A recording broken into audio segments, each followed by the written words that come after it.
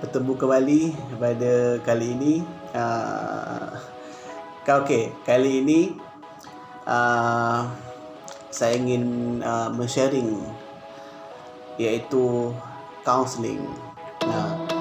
Ramai orang mempunyai stigma ataupun mempunyai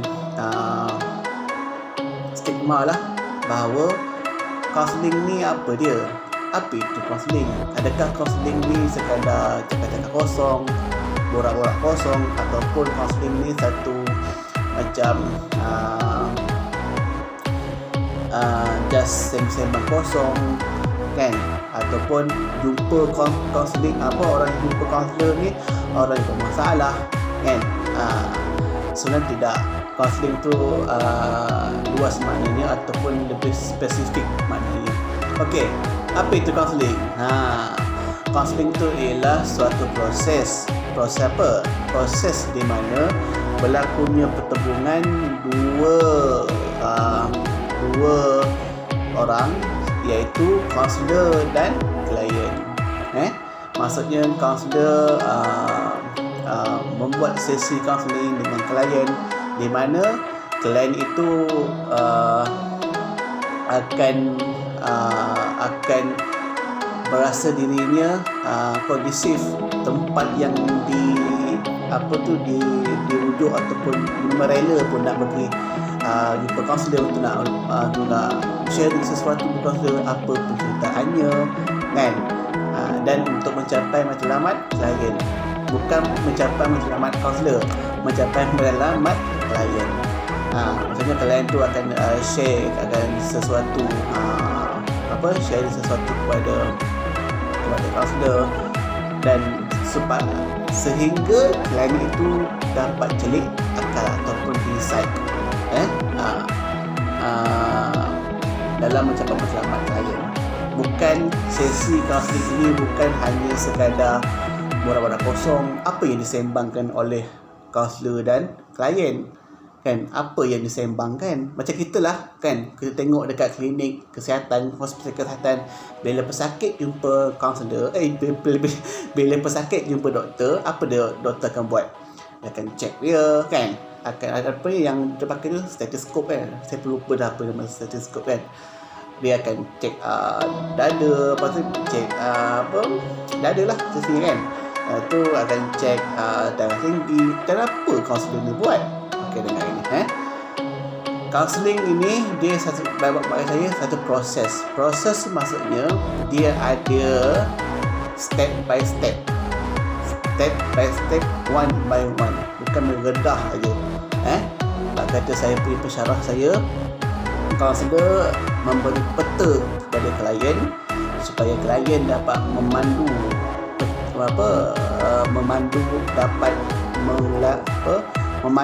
peta itu dengan sebaiknya. Bukan kaunselor tugas dia ialah untuk memberi salah peta kepada dia kan, tidak. Itu maksudnya counselling. Dan counselling ini dia adalah dia banyak. Boleh dikatakan bukan sahaja counselling individu maupun counselling kelompok. Kelompok tu ramai dia buat kumpulan. Yang ketiga counselling psikologi, counselling keluarga, counselling kerjaya dan sebagainya, banyaklah. Dan tugas counselling ni apa? Meneroka klien dalam mencapai matlamat sesi supaya klien dapat insight. Insight apa? Insight tu ialah celik akal.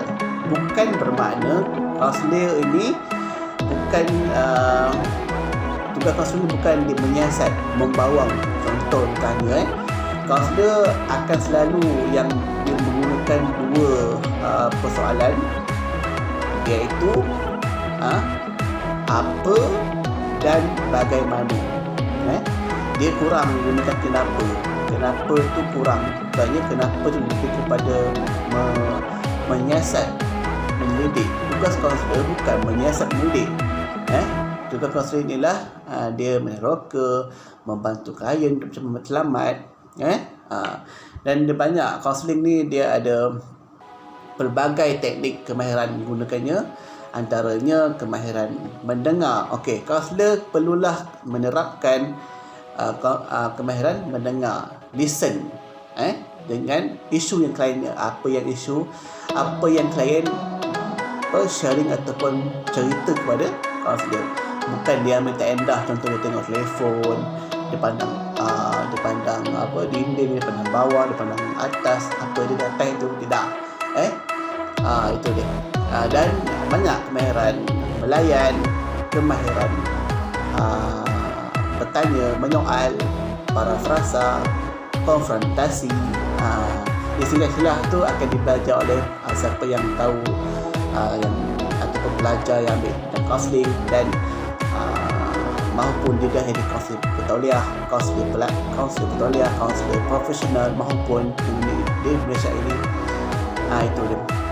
Dan kaunselor ni dia terikat kepada etika kerahsiaan. Maksud di sini apa itu etika kerahsiaan? Etika kerahsiaan itu maksudnya apabila klien menceritakan, sharing kepada kaunselor mengenai biodata, maklumat dia dan isu penceritaan itu, kaunselor perlulah menyimpan rahsia klien. Bukan bila dia dapat, apabila seorang kaunselor itu dapat isu klien, contoh isu klien dapat membunuh orang, so dia cerita kaunselor tu, dia buat post dekat media sosial, contohnya Facebook.